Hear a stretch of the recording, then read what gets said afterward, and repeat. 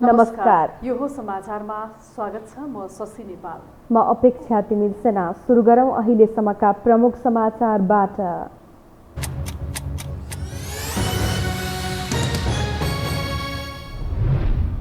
एमालेको अवरोधपछि आजको प्रतिनिधि सभा बैठक पनि स्थगित। एमाले र सभामुखको तिक्तता झन सुलियो। आफूलाई नटेरेपछि सभामुखद्वारा सर्वदलीय बैठक आह्वान। राष्ट्रिय राजनीतिमा आफू एक्लिँदै जान लागेकोमा प्रचण्डको चिन्ता। आफ्नो राजनैतिक भविष्यबारे चिन्तन मनन गरिदिन बुद्धिजीवीलाई आग्रह। संसद सभामा परिवारकै हत्या गर्ने लोकबहादुर कार्की प्रहरीद्वारा सार्वजनिक। एकजनाको हत्या गर्दा देखिएपछि अरू 5 जनाको हत्या गरेको प्रारम्भिक बयान। आर्थिक वृद्धि दर 7% पुर्याउने अर्थमन्त्री शर्माको प्रतिबद्धता। विकास गतिविधि र गरिबी अन्त्यको ठोस योजनालाई आधार बनाइने मन्त्री शर्माको योजना। र दोस्रो अन्तर्राष्ट्रिय मैत्रीपूर्ण महिला फुटबलमा नेपाल र बङ्गलादेश भिड्दै। जारी दोस्रो हाफमा नेपाल जितको खोजीमा।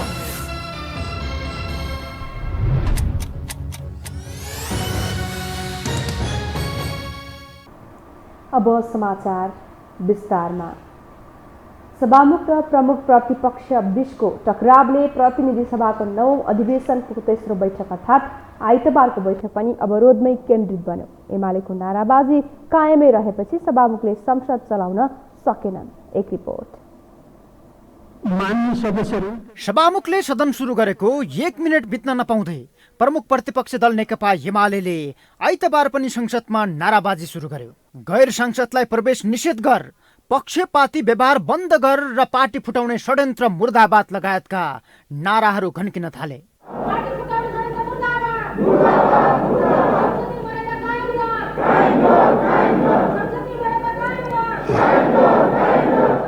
सभामुखलाई संसदीय मर्यादा बाहिर गएर चलेको आरोप सहित एमाले पुनः अवरोधमा उत्रिएपछि सभामुखले आफू संसदीय मर्यादामै रहेको र संसद चलाउन सहयोग गर्न एमालेसँग अनुनय गरे। एमाले झन चर्को नाराबाजीमा उत्रियो।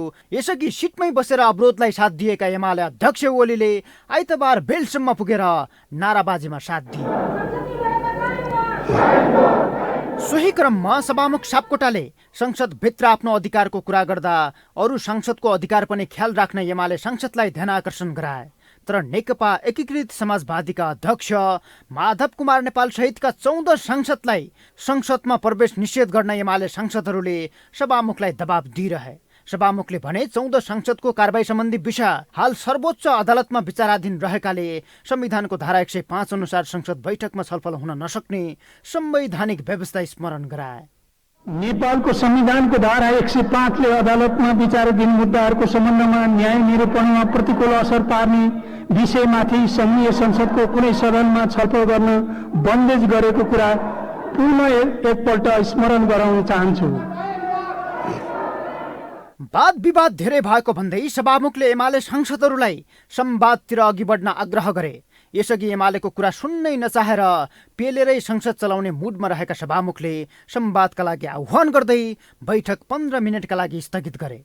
स्थगित लगत्तै एमाले सांसदसँग छलफल गरे पनि निष्कर्ष निस्किएन र पुनः अवरोध सुरु भयो। अन्ततः सभामुखले भदौ 29 गतेसम्मका लागि बैठक स्थगित गर्नु पर्यो।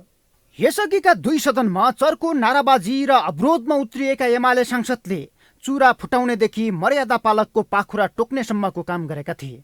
त्यति मात्र होइन, माइक थुतेर सभामुखमाथि जाइ लाग्नेसम्म एमाले सांसद उद्धत बनेका थिए, जसले संसदमा एमाले चरित्रलाई छताछुल्ल पारेको भन्दै आलोचना भएपछि आइतबार बिहानै संसदीय दलको बैठक बोलाएर अध्यक्ष ओलीले पार्टीले तोकेको नारा लगाउन र संसदीय मर्यादामा रहन निर्देशन दिए। तर सापकोटा सभामुखको कुर्सीमा बस्न लायक नभएको ओलीको दाबी यथावत नै रह्यो। नारा लगाउने र वेलमा जाने भन्दा बाहिर, त्यो मर्यादा भन्दा बाहिर जानु हुँदैन। सभामुखको कुर्सीमा बस्न लायक रहनु भएन। उहाँको पदीय गरिमा, मर्यादा र निष्पक्षता उहाँले कायम गर्न सक्नु भएन भन्ने कुरा जायज छ। सरकारले दल विभाजन सम्बन्धी अध्यादेश ल्याएपछि एमालेले भदौ 1 मा 14 सांसदलाई कारबाहीको सिफारिस गरेको थियो। तर सभामुख सापकोटाले एमाले विभाजनलाई सहयोग पुग्ने गरी 13 दिनसम्म कारबाही गरेनन्। जब एमाले विभाजन भयो सापकोटाले कारबाही गर्न नसकिने जवाब दिए। हुन त संविधानले सभामुखलाई कुनै दलले सिफारिस गरेको 15 दिनभित्र निर्णय गर्ने छुट दिएको छ, तर यसअघिको नजिरलाई हेर्दा माओवादीले सिफारिस गरेका सांसदलाई 24 घण्टाभित्रै र जसपाको कारबाही सिफारिसमा परेकी सरिता गिरीलाई चल्दै गरेको संसदमा पद गएको सूचना सुनाएका थिए। यसै कारण आफूमाथि सभामुखको पक्षपाती व्यवहार भएको भन्दै एमाले अवरोधमा उत्रिएको छ। त्यसो त सभामुखलाई तारो बनाएर एमाले संसदलाई औचित्यविहीन बनाउन लागि परेको देखिन्छ भने सभामुख पनि कुनै अमुक व्यक्ति वा पार्टीको स्वार्थ अनुकूल चलेको झल्किन्छ, जसले संसदलाई थप काम न काजको बनाएको मात्रै छैन, दुवै पक्ष आफ्नै अडानमा बस्दा प्रतिनिधि सभाको बैठक थप मुठभेडतर्फ उन्मुख देखिन्छ। यो हो टेलिभिजनका लागि सन्तोष बेके थापा, काठमाडौँ। संसद अवरोध अन्त्य गर्न सभामुख अग्निप्रसाद सापकोटाले सर्वदलीय बैठक आह्वान गर्नुभएको छ। सभामुख सापकोटाले भोलि दिउँसो 2:30 बजेका लागि बैठक बोलाउनु भएको हो। नेकपा एमाले पार्टीले कारबाही गरेका 14 सांसदलाई सभामुखले पदमुक्त नगरेको भन्दै निरन्तर संसद बैठक अवरुद्ध गरिरहेको बेला सहमतिको प्रयास स्वरूप सर्वदलीय बैठक आह्वान गर्नुभएको हो। एमाले अवरोध गरेपछि सभामुखले मंगलबारसम्मका लागि प्रतिनिधि सभा बैठक स्थगित गर्नुभएको छ।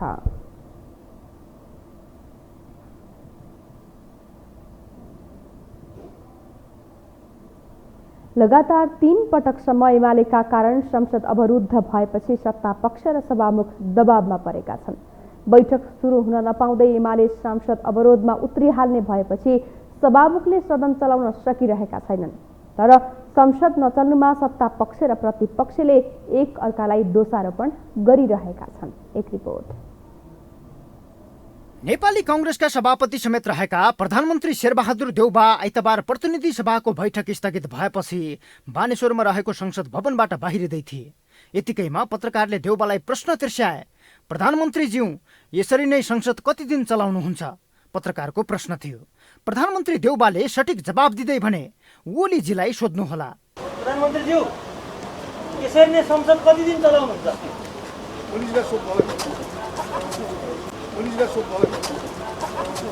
प्रधानमन्त्री देउबाले भने जस्तै संसद यति बेला प्रमुख प्रतिपक्ष दल नेकपा एमालेका अध्यक्ष केपी शर्मा ओलीको कब्जामा परेको छ। ओलीले अवरोध गर्न नछोडेसम्म संसद यसरी नै चल्ने देखिएपछि देउबाले ओलीलाई सोध्न आग्रह गरेका हुन्।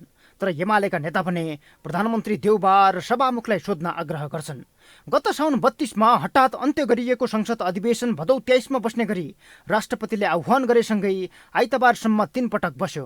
तर तीनवटै बैठक प्रमुख प्रतिपक्ष दल नेकपा एमालेको अवरोधका कारण नाराबाजी र घम्सा घम्सीमै सीमित बनेको छ।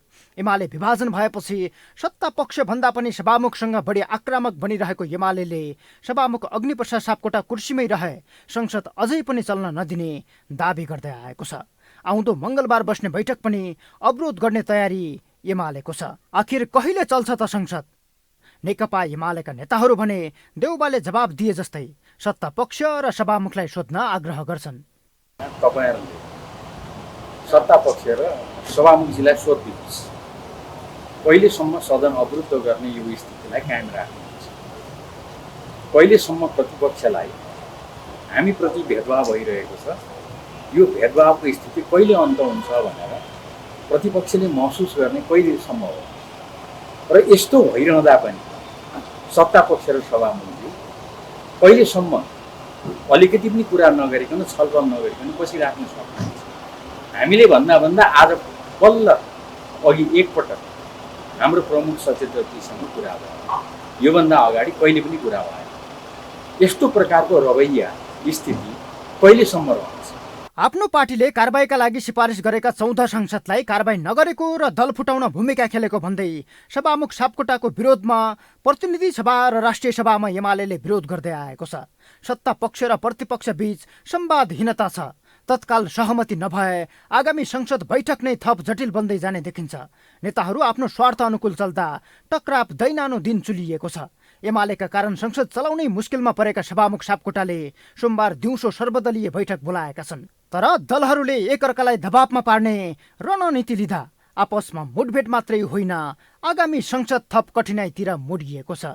यो हो टेलिभिजनका लागि सन्तोष बेके थापा, काठमाडौँ। नेकपा माओवादी केन्द्रका अध्यक्ष पुष्पकमल दाहालले आफू अब एक्लिँदै जाने हो कि भन्ने चिन्ता व्यक्त गर्नुभएको छ। पूर्व प्रधानमन्त्री समेत रहनुभएका अध्यक्ष दाहालले चिनिया कम्युनिस्ट पार्टीका नेता माओले जीवनको अन्तिम कालमा एक्लिएको दृष्टान्त पेश गर्दै आफूलाई पनि कहिलेकाहीँ 1-2 वर्षपछि यस्तै हुने हो कि भन्ने चिन्ता लाग्ने गरेको बताउनुभयो। आज काठमाडौँमा आयोजित नेपाल कम्युनिस्ट आन्दोलनको कार्यदिशा नामक पुस्तकको विमोचन कार्यक्रममा बोल्दै उहाँले आफ्नो दिमागमा कहिलेकाहीँ त्यस्तो खालको चिन्तन आउने गरेको उल्लेख गर्दै त्यसबारे चिन्तन मनन गरिदिन पनि वाम बुद्धिजीवीलाई आग्रह गर्नुभयो। कहिलेकाहीँ म पनि यस्तै हुँदो रहेछ, सायद अब म 1-2 वर्षपछि एक्लो पो हुने हो कि र माओले जस्तै म एक्लो छु भन्न पर्ने हो कि, कहिलेकाहीँ त्यस्तो चित्र पनि दिमागमा आउँछ क्या। तपाईँहरू यो पनि चिन्तन मनन गरिदिनु होला। नेपाली कम्युनिस्ट आन्दोलनको कार्यदिशाका सन्दर्भमा यो रोग के हो कम्युनिस्ट आन्दोलनभित्र।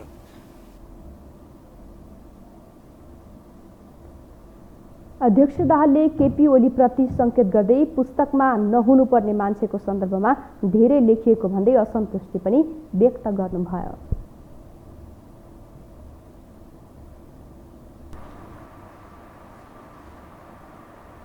अब बाँकी समाचार। नेकपा एमालेका अध्यक्ष एवं संसदीय दलका नेता केपी शर्मा ओलीले संसदीय मर्यादा विपरीतका गतिविधि बन्द गर्न पार्टीका सांसदहरूलाई कडा निर्देशन दिनुभएको छ।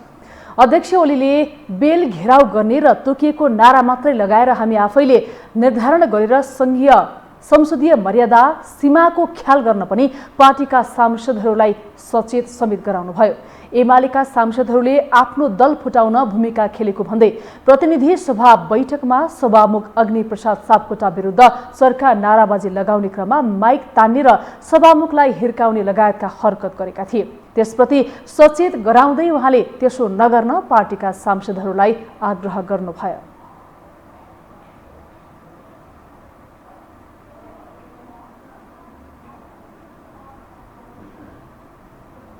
तोड्ने खोजिया भए त हामी बेग्लै ढङ्गले प्रस्तुत गर्ने होला नि, होइन।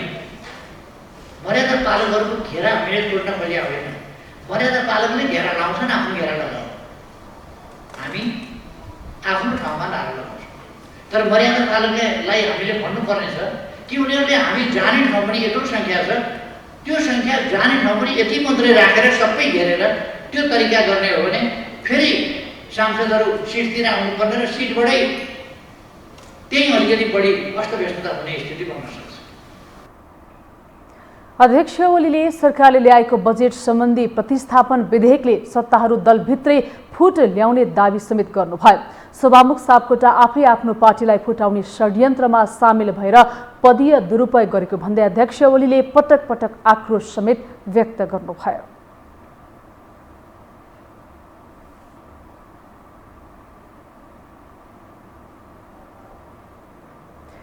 चर्को विरोधका बीच एमसीसीको टोलीले नेपाली शीर्ष नेताहरूलाई भेटेर एमसीसी बारे धारणा बुझ्ने कोसिस गरे, तर प्रयास असफल जस्तै देखिएको छ। किनकि आम जनविरोधको प्रभावका कारण आफै संलग्न सम्झौताप्रति नेताहरूको बोली फेरिएको छ भने एमसीसी बारे स्पष्ट जवाब दिन सकिनन्। एक रिपोर्ट। एमसीसी बारे बुझ्न भन्दै नेपाल आएको उपाध्यक्ष फातिमा सुमार सहितको टोली सामु नेताहरू बोली फेर्न बाध्य बनेका छन्। यो सम्झौतामा हस्ताक्षर गरेकाहरू नै सत्ताको बागडोरमा रहेका कारण आफ्नो मिसन सफल हुने ठानेको एमसीसी टोली अन्ततः असफल बनेको हो। सम्झौता गर्दा ताका सरकारमा रहेको माओवादी तथा संसदबाटै सम्झौता पारित गर्नुपर्ने सुझाव दिने एमाले दुवैले बोली फेरेका हुन्। त्यसो त एमसीसीका प्रतिनिधिहरू नेताहरूको फरक फरक अभिव्यक्तिबाट अन्यलमा परेका छन्। नेताहरूको बोली फेरिनुमा जनविरोध नै प्रमुख कारण हो। राष्ट्रघाती सम्झौता सरकारले गर्ने, त्यसको हिस्सेदार पनि बन्ने, तर विरोध र लडाईँ जनताले गर्नुपर्ने आपत्तिजनक विषय भएको राजनीतिज्ञहरूको टिप्पणी छ। एमसीसीको विषयमा नेपालमा प्रशस्त विवादहरू छन् र प्रशस्त आशंकाहरू पनि छन् र अमेरिकाको यो उसको स्वार्थको लागि यो गरिएको भन्ने नेपाली जनमानसको बुझाइ थियो। अब फतिमाको भ्रमणले चाहिँ त्यो तर्फ नै विषयलाई लतारी राखेको छ। अब यहाँ चाहिँ यो सब कुरा उनीहरू गर्ने अनि विभाजित र लडन्त भिडन्त नेपाली जनताले गर्नुपर्ने। यो चाहिँ मैले देख्दा आपत्तिजनक छ। उपाध्यक्ष सुमारले अलमलका बीच एमसीसी सम्झौता नेपालको संसदबाट अनुमोदन हुन ढिलो भइसकेको बताएकी छन्। आइतबार काठमाडौँमा आयोजित पत्रकार सम्मेलनमा उनले 2 वर्ष अघि नै पारित भइसक्नुपर्ने सम्झौता अझै पारित नहुँदा ढिलो भइसकेको बताएकी हुन्। उनले एमसीसी सम्झौताका विषयमा नेपालको संसदले छिटो निकास दिनुपर्ने पनि बताएकी छन्। कतिपयले यो एमसीसी बारे प्रश्न हुने तथा ठोस निर्णय लिने अवसर भए पनि त्यसलाई उपयोग गर्न सरकार र दलहरू चुकेको पनि बताएका छन्। यसलाई विरोध वा समर्थनको विषय बनाउनु भन्दा यी र यस्ता कारणले हामी समर्थन गर्न सक्दैनौँ भन्नुपर्नेमा नेताहरूले प्रसङ्ग नै बदलिदिएको उनीहरूको आरोप छ। त्यसमा हो 2-3 क्लज त्यहाँ अलिकति हामीले चाहिँ अप्ठ्यारो छन्, त्यसको लागि हामी कुरा गरौँ। त्यो त डिप्लोमेटिक कुरा हो, त्यो चाहिँ बुद्धि लगाउने कुरा हो। अब सोझ यहाँ यस्तो भ्रम फैलाइदिएको छ कि नि एकदम यसले हामीले नेपाल बेच्यो यहाँ हो, हामी पनि नेपाल बेच्दैनौँ। राष्ट्रवाद के जो सडकमा उत्रिया छन् तिनी मात्रै राष्ट्रवाद हुन्। त्यो पैसाबाट हामीलाई कति फाइदा हुन्छ थाहा छ, तर त्यो ल्याउँदाखेरि हामीले आफ्नो राष्ट्रियता बचाउनुपर्छ र बचाउनुको लागि चाहिँ 2-3 क्लज हामी अलिकति मोडिफाई गरे पुग्छ। अहिले कुनै नेताले पनि त्यो हिम्मत गरेर त्यो बोल्न सकेको छैन। यसको विरोधमा भएकाहरूले भने जस्तो यसका केही बुदाहरू संशोधन हुने अवस्था छैन, त्यस्तै यथास्थितिमा पास गर्न सक्ने अवस्थामा पनि सरकार छैन। फलत सरकार चेपुवामा परेको छ, तर यही अवस्थामा अन्य दलहरू भने आफू मात्र पानी माथिको उभानो बन्ने होडमा छन्। सत्तामा हुँदा एमसीसीको पक्षपाती झैँ देखिने र बाहिर हुँदा एमसीसीको चर्को विरोध गरेर दोषमुक्त हुन खोज्ने एमाले रवैया, एमसीसीकै अधिकारी सामु ढुलमुले कुरा गरेर अस्पष्ट जवाब दिन खोज्नेहरू र जसरी पनि एमसीसीलाई हुबहु पारित गराउँछु भनी ठोकुवा गर्नेहरूले देशलाई नै अलमलमा पारेका हुन्। नेताहरूले न एमसीसीको पक्षमा दरिलोसँग खुट्टा टेक्न सके न विरोधमा जनताको भावनालाई कदर गर्दै एमसीसीका अधिकारीहरूलाई स्पष्ट बनाई फर्काउँदा उचित हुने देखिन्छ। यो हो टेलिभिजनका लागि क्यामेरामा सञ्जय घिम्रेका साथमा कुलचन्द्र विष्ट, काठमाडौँ। एमाले सांसद सोमप्रसाद पाण्डे र शारदा भट्टलाई कारबाही प्रक्रिया अघि बढाउन सर्वोच्च अदालतले अल्पकालीन अन्तरिम आदेश दिएको छ। एमालेबाट नेकपा एकीकृत समाजवादीमा आफूहरूको नाम अध्यावधि गर्न माग गर्दै सर्वोच्च अदालत पुगेका पाण्डे र भट्टको हकमा तत्काल कुनै कारबाही प्रक्रिया अगाडि नबढाउन सर्वोच्चले अन्तरिम आदेश जारी गरेको हो। न्यायाधीश मीरा खड्काको इजलासले अन्तरिम आदेशका लागि मंगलबार दुवै पक्षलाई छलफलका लागि बोलाएको छ।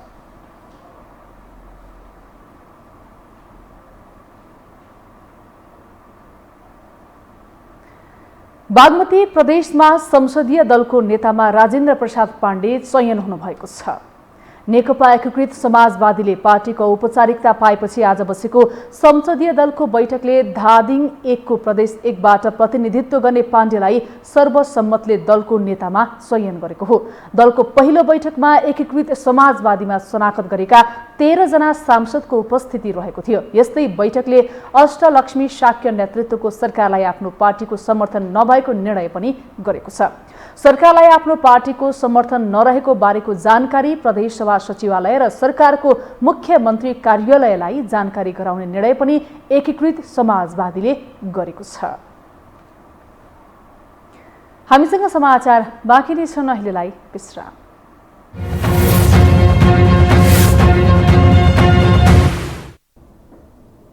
विश्रामपछि स्वागत छ। अब बाँकी समाचार। शङ्खुवासभा सामूहिक हत्याकाण्डका आरोपी लोकबहादुर कार्कीलाई प्रहरीले सार्वजनिक गरेको छ। 26 वर्षीय कार्कीलाई प्रहरीले शनिबार नियन्त्रणमा लिएको थियो। पक्राउ परेका कार्कीले प्रहरी समक्ष आफूले नै तेजबहादुर कार्की सहित उनका परिवारका 6 जनाको विभत्स हत्या गरेको स्वीकार गरेका छन्। कुँडो पकाइरहेको अवस्थामा घरको पछाडि रहेको कुँडो पकाएको अवस्थामा निजले उसलाई पनि त्यो कुँडो पकाउने स्थाननिर चाहिँ लगेर टाउको कपाल समाति टाउको भित्तामा बजारी दिएर हत्या गरेको अवस्था छ। तत्पश्चात त्यो यसले चाहिँ पहिलो लास चाहिँ तेजकुमार गत सोमबार 91 वर्षीय बौद्धमान कार्कीकी श्रीमती, 84 वर्षीय पार्वती कार्की, 52 वर्षीय छोरा तेजबहादुर कार्की, बुहारी 52 वर्षीय कमला कार्की, तेजबहादुरकी बुहारी 32 वर्षीय रञ्जना कार्की, 11 वर्षीय नाति दिपेन कार्की र नातिनी 7 वर्षीय गोमा कार्कीको हत्या भएको थियो। पक्राउ परेका अभियुक्त कार्कीले व्यक्तिगत रिसिबीले घटना घटाएको प्रारम्भिक बयान दिएका छन्। रासायनिक मल व्यवस्थापनमा हालको अवस्था र कार्यदिशाबारे छलफल भएको छ। छलफलमा सरकारले वर्ष दिनमा आवश्यक पर्ने मलको मागलाई खरिद प्रक्रियाहरू अघि बढाउनु पर्ने र समयमै यसको व्यवस्थापन गर्नुपर्ने सरकारवालाहरूले जोड दिएका थिए। एक रिपोर्ट। कृषि सामग्री व्यवस्थापन तथा प्रविधि शाखाले रासायनिक मल व्यवस्थापन, हालको अवस्था र कार्यदिशाका बारेमा छलफल गरेको छ। आइतबार सिंहदरबारमा कृषि तथा पशुपक्षी विकास मन्त्रालय, कृषि विकास महाशाखा अन्तर्गतको कृषि सामग्री व्यवस्थापन तथा प्रविधि शाखाले सरकारवाला निकायहरूलाई बोलाएर रासायनिक मल व्यवस्थापन, हालको अवस्था र कार्यदिशाको बारेमा छलफल गरेको हो। छलफलमा कृषि तथा पशुपक्षी विकास मन्त्रालयले रासायनिक मलको कुरा जनतासँग धेरै जोडिएको भएकोले टेक्निकल्ली रूपमा मूल्य निर्धारण गर्न अप्ठ्यारो रहेको बताएको छ। तर रासायनिक मल खरिद बिक्रीमा सहजता ल्याउनु पर्नेमा जोड दिएको छ। जनतासँग जोडिएको विषय भयो हुनाले यसलाई टेक्निकल्ली मात्रै यसको मूल्य निर्धारण गर्नु पनि अप्ठ्यारो छ। यसमा पोलिटिकल विषयहरू होइन, आम जनताहरूसँग जोडिएको विषय पनि छ।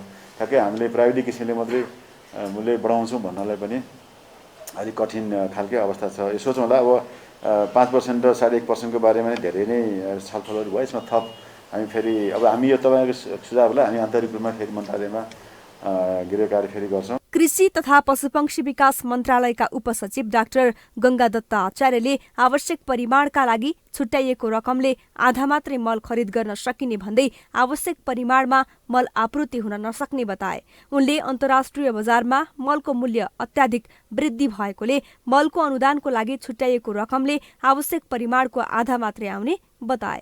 उनले 5,20,000 रासायनिक मल खरिद गर्न करिब 20 अर्ब रुपियाँ लाग्ने भन्दै नेपाल सरकारले विनियोजन गरेको रकमले आधा परिमाण मात्रै आउने बताए। हामीले भनिरहेका चाहिँ 5,20,000 मेट्रिक टन मल खरिद गर्न अहिलेको अन्तर्राष्ट्रिय बजार मूल्यलाई आधार लिने हो भने करिब 30 अरब रुपियाँ बजेट आवश्यक पर्ने देखियो, अनुदानकै हिस्सा मात्रै।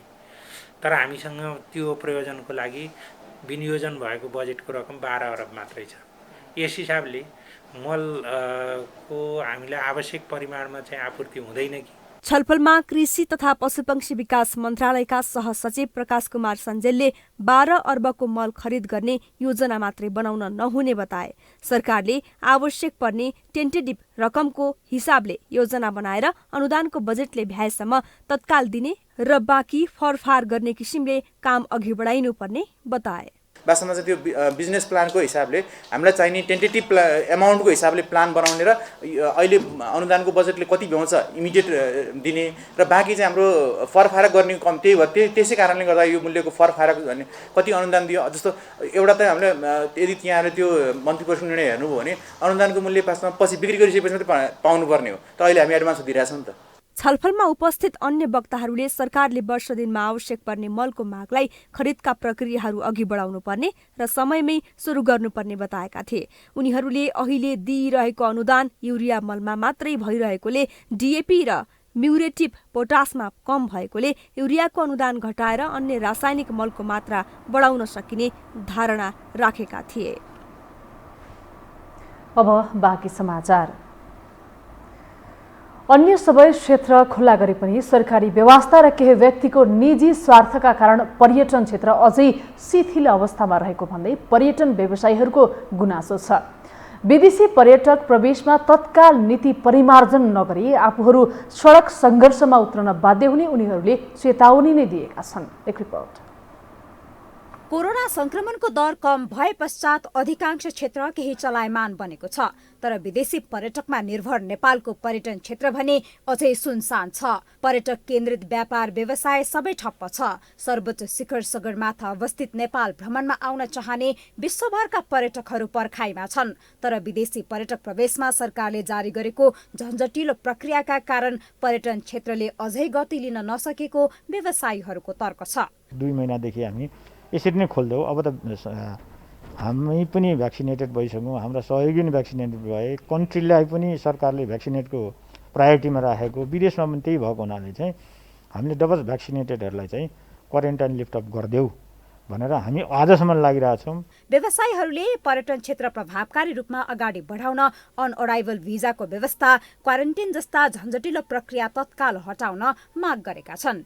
नेपाल भ्रमणका लागि सुरक्षित भएको सन्देश दिई पूर्ण भ्याक्सिन लगाइसकेका PCR रिपोर्ट नेगेटिभ आएका पर्यटकलाई नेपाल प्रवेश गराउने वातावरण बनाउन सरकारको ध्यानाकर्षण गराएका छन्। अझै पनि पर्यटन क्षेत्र खुलाउन सरकारले पहल नगरे र आफूहरूले उठाएको माग सम्बोधन नभए सडक सङ्घर्षमा जान आफूहरू बाध्य हुने व्यवसायीहरूको चेतावनी छ। पोलिटिकल पार्टीका चाहिँ र्याली, झगडा, सडक आन्दोलन दुनियाँ गर्दाखेरि मात्रै कोभिड नसर्ने, तपाईँ हामी आफै एजुकेटेड छौँ। हामी हेल्थ प्रोटोकल फलो गरेर चाहिँ सर्भिस दिन्छौँ। हेल्थ प्रोटोकल गरेर चाहिँ ट्राभल गर्न आउँछु भन्ने पर्यटकलाई नेपाल आउन बन्देज लगाउने। हामीले यो बारम्बार भनिरहेको छ, खोलिदिनुहोस्। हामी रेड लिस्टबाट हामी यदि इन्डिया आम्बमा छ भने हामी किन रेड जोनमा छौँ?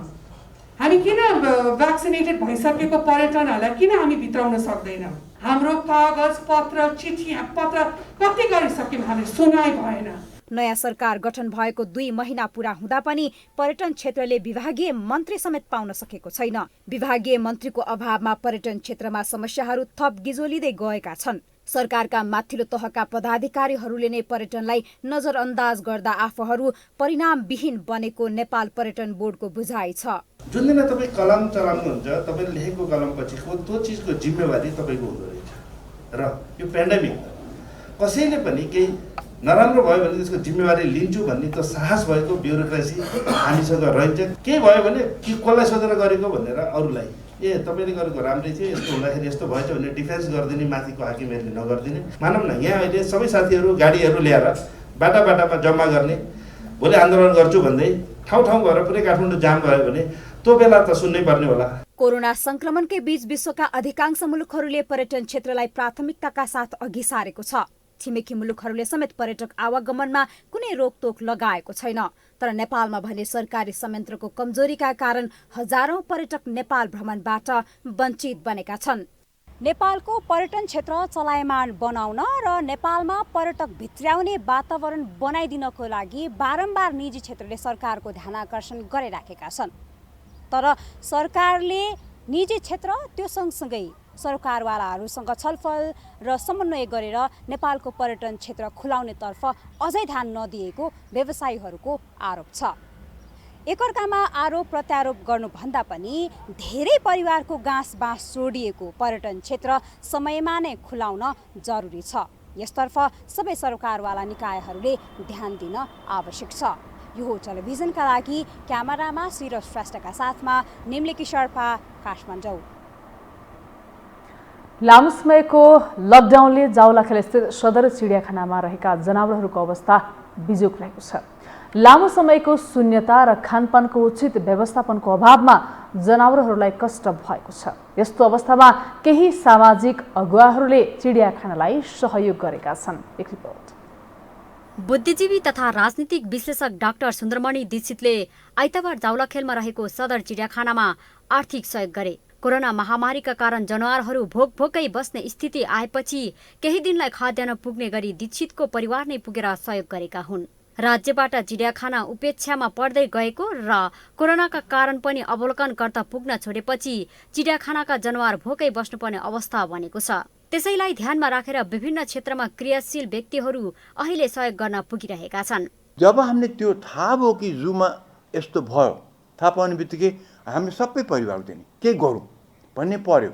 त्यो हिसाबले हामी यहाँ कसैलाई पनि यहाँ केही प्रतिष्ठा कमाउनु भनेर चाहिँ हामी आएकै होइन, गरौँ केही ताकि यसबाट यो समाचार सबैतिर नेपालभरि फैलियोस् र मान्छेले यस्तो समस्या रहेछ, कन्ट्रिब्युट गरौँ न त, हामीले पनि गर्नुपर्छ भन्ने एउटा भावना जागोस् भनेर हामीले यो गरे मात्रै हो। सदर चिडियाखाना नेपालको एकमात्र चिडियाखाना हो। ललितपुरको जावलाखेलमा रहेको सदर चिडियाखाना राजधानी तथा राजधानी बाहिरबाट दैनिक हजारौंको संख्यामा अवलोकनकर्ताको भिड लाग्ने गर्थ्यो। तर अहिले कोरोना महामारीका कारण 2 वर्षदेखि प्रभावित भएको छ। चिडियाखाना सञ्चालनको मुख्य आय स्रोत नै टिकट बिक्रीबाट हुने गरेको थियो। यसबाट नै जनावरहरूलाई खाद्यान्नको व्यवस्था हुने गरेको थियो। कोभिड संक्रमणका कारण चिडियाखानाको आमदानीको स्रोत बन्द भएकोले आर्थिक समस्या परेको अवस्थामा सहयोग पुर्याउने उद्देश्यले परिवार नै पुगेर चिडियाखानालाई सहयोग गर्ने गरेका छन्। बाहिरबाट आएको जनावरलाई हामीले यहाँ ल्याइराखेका छौँ। तिनीहरू त बन्दी नबन्नु, अतिथि भन्नु, हामीले केही त गर्नु पर्यो। अब खाने पनि अवस्था भयो भने त मारिहाल्ने। त्यसैले हामीले यो सुन्ने बित्तिकै हाम्रो ठाउँमा हामीले सहयोग गरिरहेका छौँ। त्यसमध्येमा यो पनि पर्यो, हामीले कुनै प्रतिष्ठाको लागि होइन, जानकारी गराउनको लागि मान्छेमा प्रेरणा जागोस् कि चाहिँ नि हामीले गर्न पर्छ। हामी सबै मिलेर मुलुक उठाउन सकिन्छ। मान्छेलाई त उठाउँ, जानवरलाई पनि उठाउनुपर्छ। त्यो विचार मात्रै हो। जनावरको समस्यालाई ध्यानमा राख्दै जनावर भोकै हुन नदिनका लागि सहयोग गर्ने र सहयोगको अपिल गर्ने बढ्दै गइरहेका छन्। अहिलेसम्म 28 लाख सहयोग भइसकेको छ। अहिले 50 को हाराहारीमा मैले ठ्याक्कै फिगर अहिले भन्न सकिनँ, तर 50 को हाराहारीमा चाहिँ नि सपोर्ट गर्नु त कर्पोरेटबाट अनि इन्डिभिजुअलबाट त्यसरी चाहिँ हामीलाई सपोर्ट भएको छ। र अहिले पैसाको रूपमा हेर्ने हो भने अब यो इन्क्लुड नगरिकन गर्दा लगभग 28 लाख जति चाहिँ हामीले सपोर्ट पाएका छौँ एडप्ट एन्ड एनिमलबाट। यस्तो सङ्कटको बेलामा जनावरहरूको लागि पनि राज्य जिम्मेवार बन्नुपर्ने राजनीतिक विश्लेषक सुरेन्द्र केसी बताउँछन्। त्यस्तो बेलामा सङ्कट पर्दा राज्यले एकमुष्ट कसरी अब सहयोग उपलब्ध गराउन सकिन्छ त्यो बाटोमा जानु नै पर्छ र ढिलो चाँडो जान्छ नै भन्ने लाग्छ मलाई, किनभने यिनीहरूलाई मर्न दिनु त भएन। सदर चिडियाखानाको स्थापना विक्रम सम्वत 1989 मा तत्कालीन प्रधानमन्त्री जुद्ध शमशेरले निजी चिडियाखानाको रूपमा स्थापना गराएका थिए। यो 1950 मा नेपाल सरकारले आफ्नो स्वामित्वमा लिएको थियो, तर 1956 मा मात्र यो सर्वसाधारणको लागि खुल्ला गरिएको थियो। यो हो टेलिभिजनका लागि क्यामेरामा सञ्जय घिमिरेका साथमा लीलामाया ठटाल, काठमाडौँ। पछिल्लो 24 घण्टामा 911 जनामा कोरोना भाइरसको संक्रमण पुष्टि भएको छ। 11,018 को कोरोना परीक्षण गर्दा PCR विधिबाट 838 र एन्टिजेन विधिबाट गर्दा 73 जनामा कोरोना पुष्टि भएको हो। पछिल्लो 24 घण्टामा थप 13 जनाको मृत्यु भएको छ।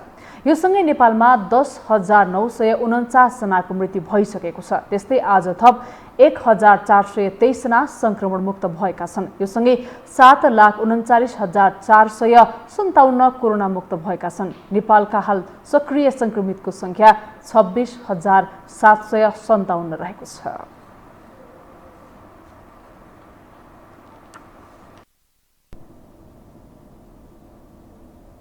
अब आर्थिक समाचार।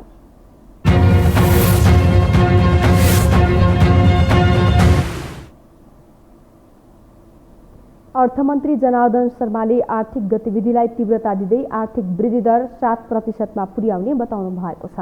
अर्थमन्त्री शर्माले शुक्रबारको प्रतिनिधि सभा बैठकमा प्रस्तुत गरेको अर्थ सम्बन्धी अध्यादेशहरूलाई प्रतिस्थापन गर्ने विधेयकको सम्बन्धमा जानकारी दिन आइतबार मन्त्रालयमा आयोजना गरेको पत्रकार सम्मेलनमा बोल्दै आर्थिक गतिविधिलाई चलायमान बनाउँदै आर्थिक वृद्धि दरलाई 7% मा पुर्याउने बताउनु भएको हो।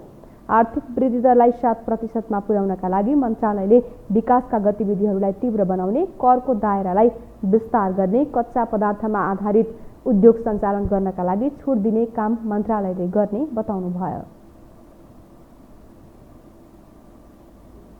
आर्थिक गतिविधि तीव्र बनाउनुपर्छ भन्ने अन्तर्गत विकासका गतिविधिहरूलाई तीव्र बनाउने, निजी र सरकारी दुवैलाई करको दायरालाई पनि अलि विस्तार गर्ने अनि मुद्रास्फीति लाई पनि एउटा उसमा राख्ने, अहिले गवर्नर साहबले भन्नु होला अब देशमा उत्पादनमूलक कार्य गर्नका लागि, उद्योगहरू सञ्चालन गर्नका लागि, कच्चा पदार्थमा आधारित अझ उद्योगहरू गर्नका लागि छुटहरू दिने, बजार अनुगमन परीक्षण अनुसन्धान गर्ने, प्रणालीहरूमा सुधार गर्ने, भुक्तानी प्रक्रियालाई सरल बनाउने। अब भन्सारमा अघि हाम्रो भन्सार गोष्ठी पनि थियो, माल वस्तुहरूको घोषणालाई अझै पारदर्शी बनाउने, यथार्थ मूल्याङ्कन गर्ने। अर्थमन्त्री शर्माले गरिबी अन्त्य गर्नका लागि ठोस योजना ल्याउन लागि पनि बताउनु भयो। व्यापार घाटा चुलिँदै गएको भन्दै उहाँले आयात प्रतिस्थापन गर्ने कुरालाई गुणात्मक बनाउनु पर्ने बताउनु भयो। उत्पादन क्षेत्रलाई जोड दिने उहाँको भनाइ छ।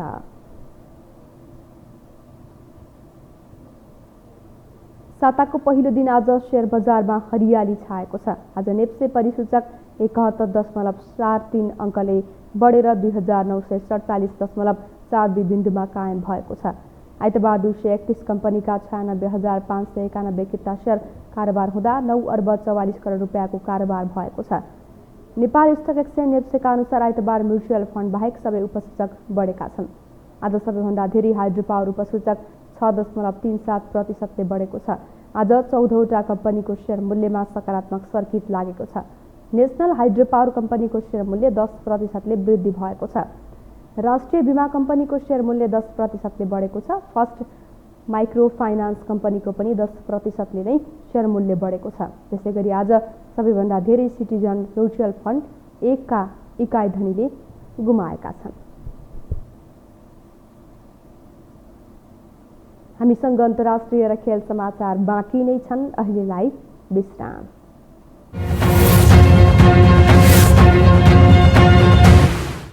विश्रामपछि पुनः स्वागत छ। अब पालो अन्तर्राष्ट्रिय समाचारको।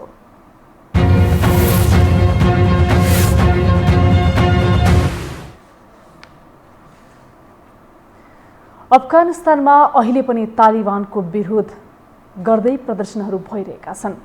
प्रदर्शनका क्रममा केही मानिस हताहत भएका अन्तर्राष्ट्रिय सञ्चार माध्यमले जनाएका छन्। तालिबान विरोधी प्रदर्शनका क्रममा एकै दिन 4 जनाको मृत्यु भएको बताइएको छ। राजधानी काबुलमा भेला भएका मानिसमाथि तालिबानले बल प्रयोग गरेर दमन गरेको बताइएको छ। सो दमनमा परि 4 जनाको ज्यान गएको संयुक्त राष्ट्रसङ्घले जनाएको छ। सो कार्यको राष्ट्रसङ्घले विरोध पनि गरेको छ। झन्डै 1 महिना अघि राजधानी काबुल तालिबानको नियन्त्रणमा पुगेपछि अफगानिस्तानका विभिन्न स्थानमा महिला अधिकार र स्वतन्त्रताका पक्षमा प्रदर्शन भइरहेका छन्। नागरिकले शान्तिपूर्ण रूपमा भेला भएर आफ्ना कुरा राख्न पाउनुपर्ने भन्दै त्यसका विरुद्ध बल प्रयोग गरेर नागरिकको हत्या गर्नु अपराध भएको राष्ट्रसङ्घले जनाएको छ।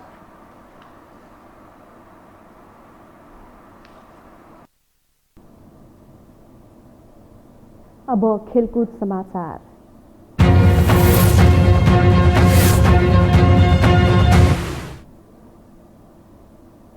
नेपाल र बङ्गलादेशले दोस्रो मैत्रीपूर्ण फुटबल बराबरी खेलेका छन्। घरेलु मैदान त्रिपुरेश्वर स्थित दशरथ रङ्गशालामा भएको खेलमा दुवै टोलीले गोल गर्ने महत्त्वपूर्ण अवसर प्राप्त गरे पनि बललाई जाली चुमाउन नसकेपछि खेल बराबरीमा सकिएको हो। रेणुका नगरकोटीको कप्तानीमा मैदानमा उत्रिएको नेपाली महिला टोलीले बङ्गलादेश विरुद्ध राम्रा अवसरहरू सिर्जना गरे पनि बङ्गलादेशकी किपरले विफल पारेकी थिइन्। यसअघि भएको पहिलो मैत्रीपूर्ण खेलमा भने नेपालले जित हात पारेको थियो। आसन्न एएफसी महिला एसियन कप छनौटको तयारी स्वरूप नेपाली महिला टिमले घरेलु मैदानमा बङ्गलादेशसँग 2वटा मैत्रीपूर्ण खेल खेलेको हो। एसियन कप छनौटमा समूह एफमा रहेको नेपाली टिमले 18 सेप्टेम्बरमा फिलिपिन्स र 21 सेप्टेम्बरमा हङकङसँग खेल्नेछ। खेलका लागि नेपाली महिला टोली भोलि उज्बेकिस्तान प्रस्थान गर्नेछ।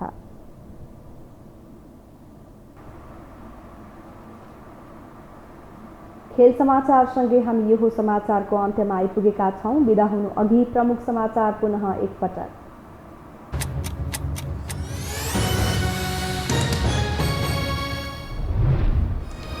एमालेको अवरोधपछि आजको प्रतिनिधि सभा बैठक पनि स्थगित। एमाले र सभामुखको तिक्तता झन सुलियो। आफूलाई नटेरेपछि सभामुखद्वारा सर्वदलीय बैठक आह्वान। राष्ट्रिय राजनीतिमा आफू एक्लिँदै जान लागेकोमा प्रचण्डको चिन्ता। आफ्नो राजनीतिक भविष्यबारे चिन्तन मनन गरिदिन बुद्धिजीवीलाई आग्रह। संसद सभामा परिवारकै हत्या गर्ने लोकबहादुर कार्की प्रहरीद्वारा सार्वजनिक। 1 जनाको हत्या गर्दा देखेपछि अरू 5 जनाको हत्या गरेको प्रारम्भिक बयान। आर्थिक वृद्धि दर 7% पुर्याउने अर्थमन्त्री शर्माको प्रतिबद्धता। विकास गतिविधि र गरिबी अन्त्यको ठोस योजनालाई आधार बनाइने मन्त्री शर्माको योजना। र दोस्रो मैत्रीपूर्ण फुटबल खेलमा नेपाल र बङ्गलादेश बराबरीमा रोकिए। दुवै टोलीले गोल गर्ने महत्त्वपूर्ण अवसर प्राप्त गरे पनि बललाई जाली चुमाउन सकेनन्।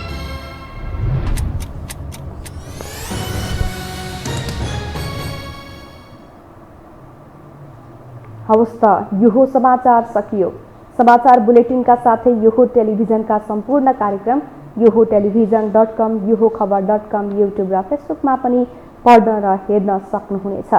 मोबाइलमा यो टिभी एप डाउनलोड गरी हामीलाई प्रत्यक्ष हेर्न सक्नुहुनेछ। तथ्यसहितको निष्पक्ष समाचारका लागि हेर्दै रहनुहोला यो टेलिभिजन। नमस्कार।